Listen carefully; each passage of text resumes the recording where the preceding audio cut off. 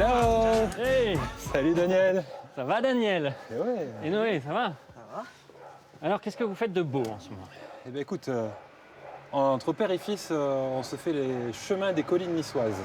C'est-à-dire? Parce que Alors. c'est pas évident là, il y a des constructions de partout, il y a des routes de partout, il y a des voitures de partout. Voilà. Vous faites vraiment du vélo là? Oui, alors le but c'est d'éviter les grands axes qui sont surpeuplés de voitures, qui sont dangereux.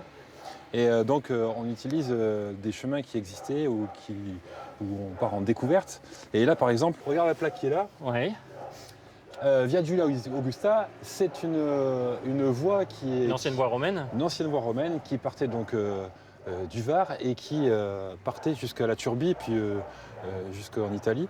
Et alors cette voie là, on peut encore la suivre? Enfin non, elle n'existe plus mais... Sur sa majeure partie, Ouais. effectivement, on peut encore tracer en vélo, à pied, sur ces voies. Et puis parfois, eh ben, il faut aller découvrir...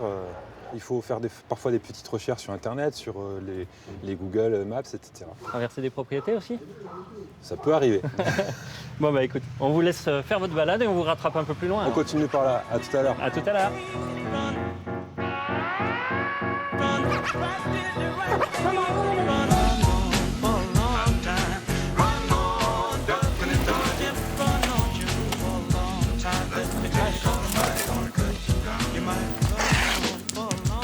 Fais ton frein arrière et après tu lâches tout. Oui. Vous avez vu, on a réussi à vous rattraper sans effort, nous. Hein. Eh oui. Sans effort. Ça va, Noé? Ah bah ça va, quelques obstacles un peu difficiles mais tranquille. Un peu technique quand même. Ouais, un peu. C'est quand même étonnant d'avoir ce genre de sentier alors que on est sur le territoire de la ville de Nice là. Hein. Oui, c'est génial. On a vraiment une diversité de sentiers. On a des parties techniques, on a des parties roulantes, on a du béton, de la pierre. Et ça permet vraiment de varier les plaisirs et puis de s'éclater, quoi. Super terrain de jeu.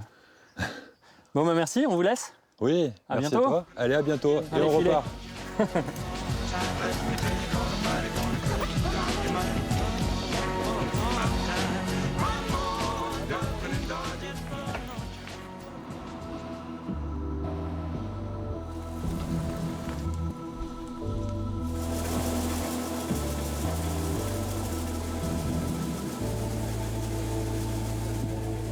Robert, salut.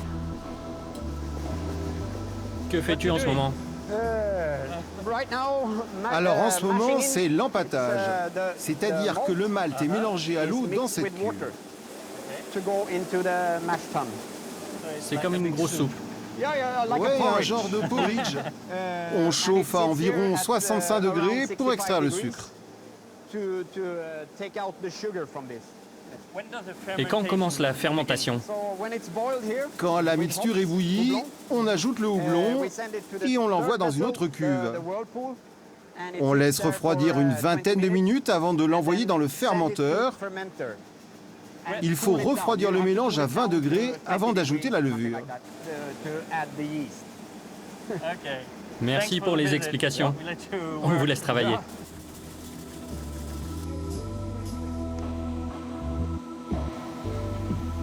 C'est impressionnant. Hein. Cédric, merci pour l'accueil. Merci d'être venu. Alors c'est vraiment une brasserie internationale, nichée ici au pied Alors des collines. effectivement, on est une brasserie internationale. Notre brasseur est suédois, notre directeur est serbe et anglais. Mais en même temps, on a un aspect très très local.